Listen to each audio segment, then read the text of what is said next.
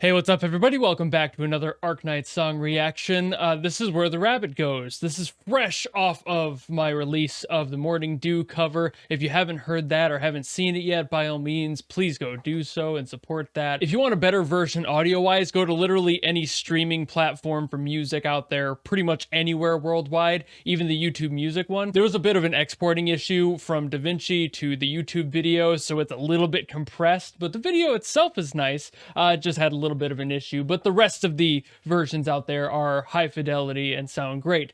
But either way, let's get to Where the Rabbit Goes, shall we? And bring in this new year. Let's go. Oh. Okay. A very unique sound right off the bat. Okay. What interesting percussion choices. Oh!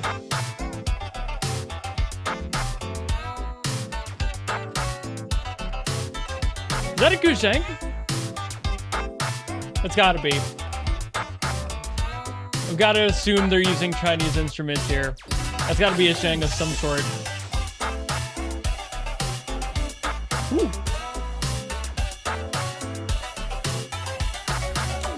Loving the vibes of this one. There's something so familiar yet so kind of bro-y about it. I don't know. And we've got an eru. Okay. Just pulling out all the stops with the traditional instruments, aren't they?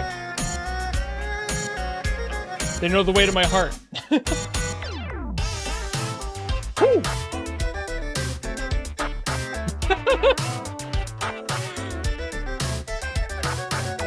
I love that they're switching like that.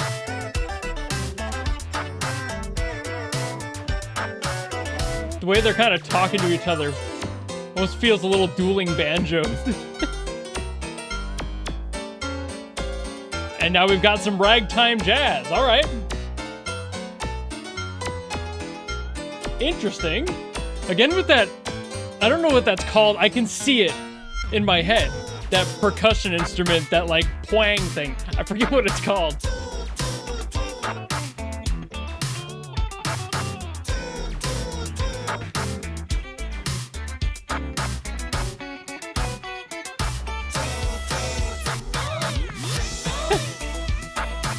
They're using the space in the ears very well too. Everything feels very broad.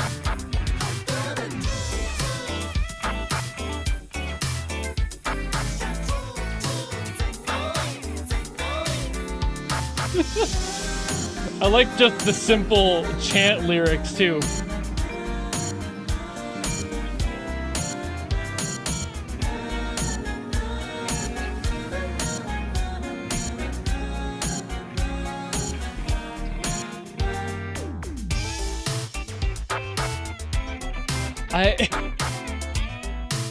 I'm trying to figure out why this song sounds like kind of familiar. I know I obviously haven't heard this song before, but the vibe it's going for feels very familiar to me.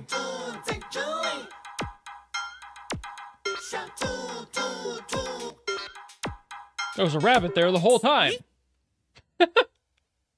Oh, it was really fun. All right, so that instrument that I was trying to think of, like I could see it in my head, but I couldn't think of the name. It's apparently called a flexatone. This is usually an instrument that's used for goofy sounds or a lot of the time in sound design for like cartoons and such, which fits the vibe that this song was portraying pretty darn well. It had a very lighthearted energy to it, so I think the flexatone really assists that in a lot of ways. I just couldn't put the name to it for some reason. I've literally played one and I couldn't think of the name. Also, as I mentioned near the beginning, I loved that they utilized the zheng and the eru. I haven't heard either of those instruments used as like the forefront main instrument in a song in a hot minute, so it's always nice to hear those again. They're just some of my favorite tones out of any musical instrument ever. I don't know what it is about them, they just feel so good to me. There's something about the way that they just land in my brain and I'm like, this is a happy time.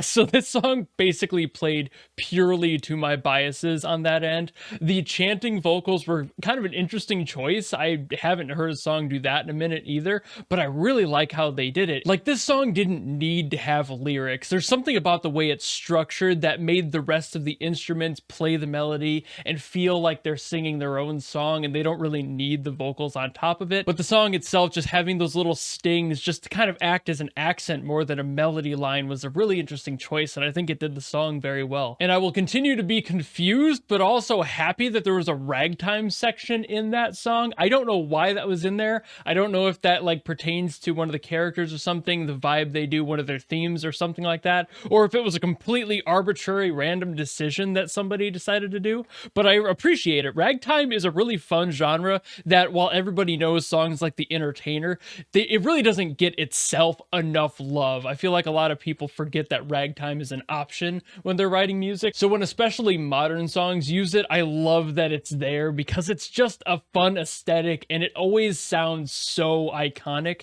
every single time you hear it. It's got a whole name. I mean, it's got to be iconic. But with the way ragtime is written specifically to its speed, to its pace, it's really uplifting and it's just full frontal energy, and it really doesn't apologize for that at all. Ragtime doesn't like slow down really. It just keeps the pace. It keeps that energy. So having it in a song like this that, like I said earlier, is kind of just all energy, really felt like a natural assistant. I don't know why they chose to do that. That could be the reason, but I'm glad they did because it felt like between the two different sounds that they had, a conjoining happened, like they were trying to bring two worlds together, and I really do enjoy that in a lot of music. But I think I got my points across, so thank you all so very much for watching. I hope you enjoyed this video, and if you want to see more, by all means leave a comment down below with what you want to see next, and I will do my best. And if you like me and want to follow me for the next projects I do and everything, by all means, you know how to do that, and I will see you in the next video.